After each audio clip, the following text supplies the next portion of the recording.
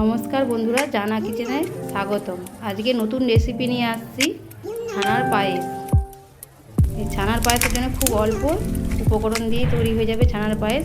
আমি কিছুটা দুধ নিয়ে জাল দিয়ে রেখেছি আগে থেকেই, যাতে দুধটা বেশ ভালো করে গাঢ় হয়ে থাকে। আর একটু গাঢ় ভালো করার জন্য দুধটাতে একটু পাউডার দিলাম, আমুল দুধ দিলাম, যাতে দুধটা আরও ভালো স্বাদটা আসে। বাড়িতেই তৈরি করে রেখেছিলাম ছানা, একটু ছানা ম্যাশ করে দিয়ে দিলাম। ছানাটা ম্যাশ করে দিলে ছানাটা ডালা ডালা ভাব হবে না, আরও ভালো লাগবে। চিনি দিলাম পরিমাণ মতন, যে যা স্বাদ মতন চিনি দেবে, যে যেরকম মিষ্টি খায় সে যেরকম বুঝিয়ে দেবে। কটা এলাচ ফাটিয়ে দিলাম, এলাচের এটা ভালো লাগে সবাইকেই, গন্ধটা এলাচটা দিলে আরও ভালো হয়।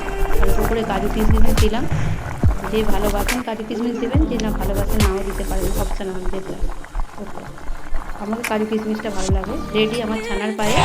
দেখুন কত সুন্দর ছানার পায়েস হয়েছে। নমস্কার বন্ধুরা।